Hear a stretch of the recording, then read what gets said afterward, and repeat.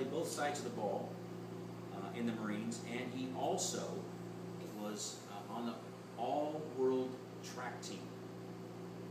So thank God there wasn't a war. We'd just gotten out of the Vietnam War, if you remember, back in 1975 or so, because he'd have been the first one to go in for action.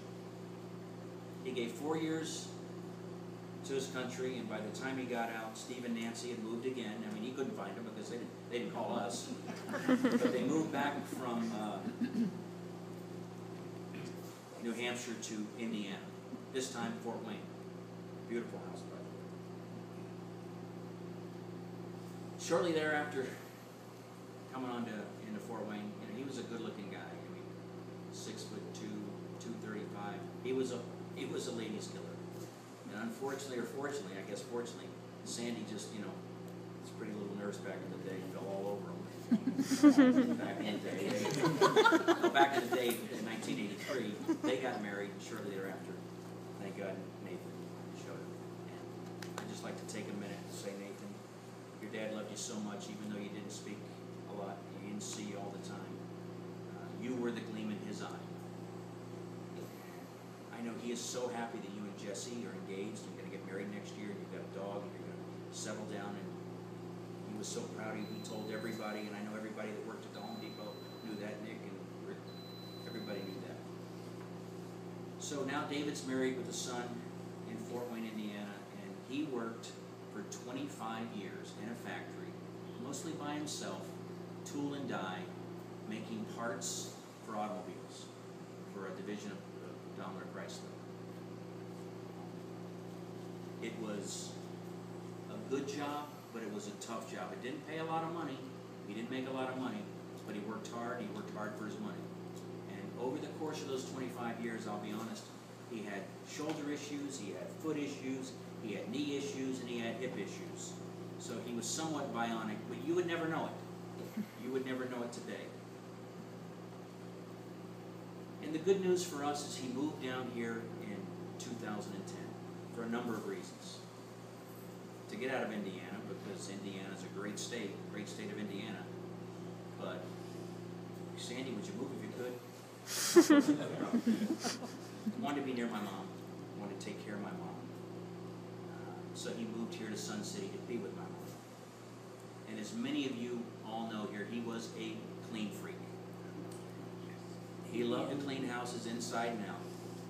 If it was inside, it was with a super duper rainbow vacuum system. And if it was outside, he used a soft brush water, and as many of you know, Clorox bleach. The boy went through more Clorox bleach than I've ever seen in my life. He used bleach to clean anything and everything.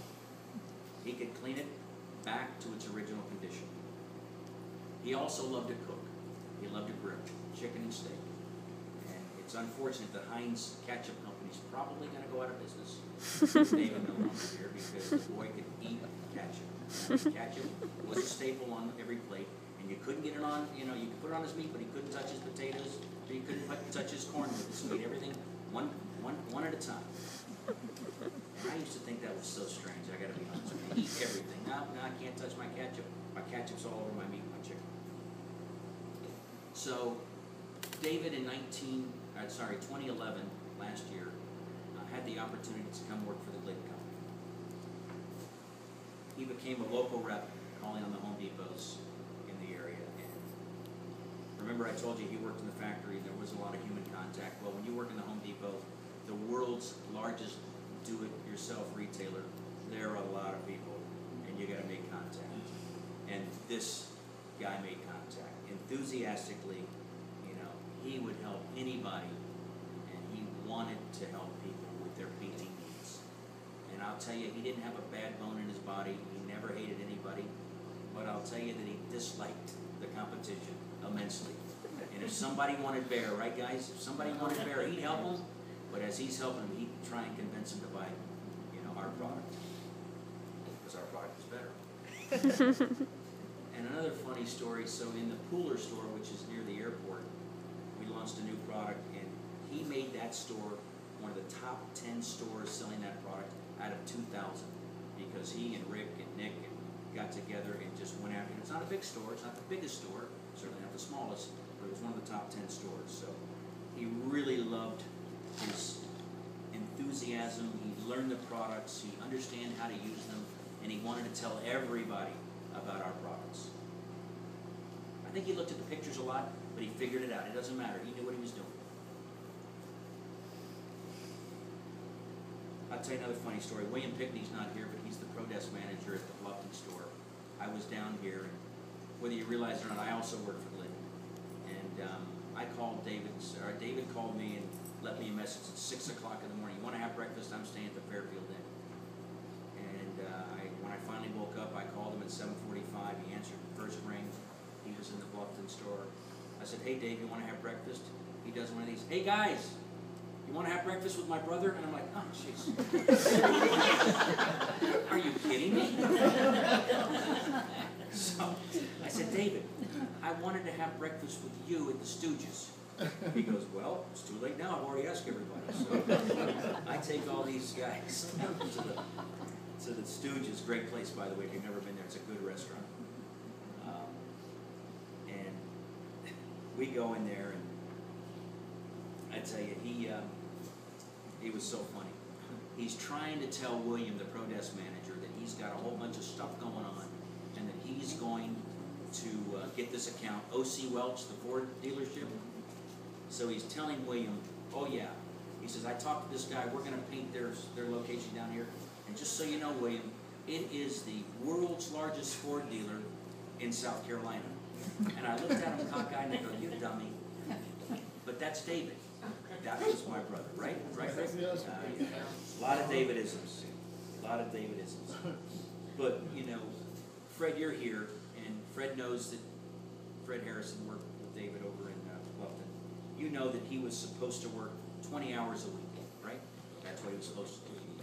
I'm telling you that my brother, back in the early days when he was really feeling good, was working 10 hours a day, 7 days a week. And I finally had to sit him down and say, David, you can't do that. You can't do that. He'd come to New Jersey, we'd go to Home Depot. He said, you want to go to Depot? I said, why? He goes, you know, I got to get this. He didn't want to go. He wanted to he'd jump behind the paint desk, go, David. You can't do that. That's somebody's store. You can't just walk into their store, hi, I'm Dave Taylor. Can I help you sell paint? I mean, he was just fanatical, enthusiastic. Do we have any other people here from Home Depot? You guys are. I know you, because I keep seeing you laughing. That was him, right?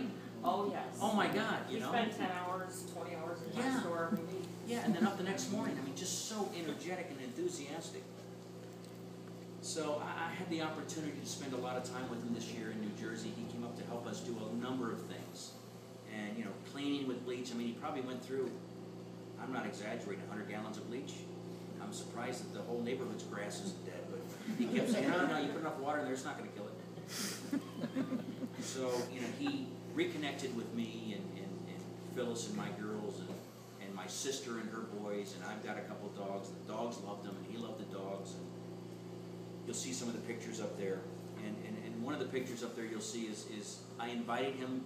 Every year Depot has a manager's meeting in Vegas. It's a big deal, 10,000 people. And I invited him, and he came out, and it was the highlight of his life. And I can't really tell you more than that because what stays in Vegas, what happens in Vegas stays in Vegas. And is Angela here? No? Angela's from the Abercorn store. She does send her condolences. I talked to her. I'm going to tell a story. I talked to her. So her and her husband Greg became David's good friend, and on the weekends they would even socialize and barbecue. And as she said to me today, she says, "I've lost my second husband." And by the way, she said, "I may have liked my second husband better than my first husband." That was David. So I want to talk briefly about Fred and Kathy Harrison. And you know, David loved them like family. And thank the Lord that he met them, because through the Harrisons, David found the Lord through the Buford Community Bible Church. And David took the Lord in his life. He got baptized. And not that he tried to push it on me because I'm a Christian as well, but he was a fanatic, reading scripture in the car while he's driving, by the way, and that's not rubbing point, because he loved his Android. If you know David, he had this Android. Oh my God, he has a tablet this big. He's snapping pictures, you know, everywhere you go, and candid shots, and he's got plugged into his car with the music, and he put a boom box in his car, and Nathan, you'll see it. You know, I mean, you can hear him coming about 3-4 miles away. So I want to thank both Fred and Kathy for making his life complete and fulfilling his life. Thank you so much. I also want to thank Tina. Tina, where are you? God, you're a good-looking woman, Tina, with those eyes. Everyone, if you don't know, Tina is our super sleuth. She, on a call from my mom about my brother, found the car before the police or sheriff could, which is unbelievable, and thank you for that. You're a good friend. I want to thank everybody from Sun City and Kalawasi, because my mom loves you, and she's still going to need your support, so please stay in touch. And I don't want to steal Father Ed's, but I just wanted to say a few things that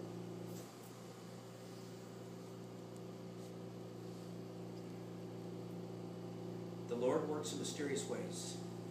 We're never, ever, ever going to know why He left us a few days ago. We do know bad things happen to good people.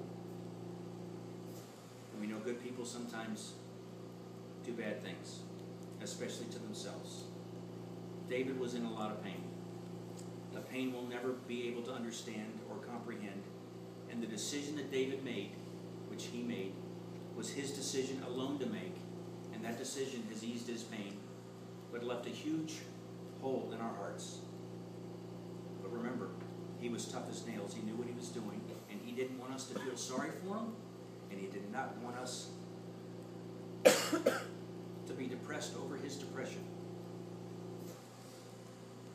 But he's still in our hearts, and he's in heaven, and I know he's with my dad. And I also know that my brother's in heaven. He has a soft brush. He's got water. And if I know the Lord, He's got a lot of bleach, and He's going to polish it up, and He's going to make it look nice, and He's waiting for us. So please remember my brother as a happy, caring, loving person that would do anything for anybody at any time.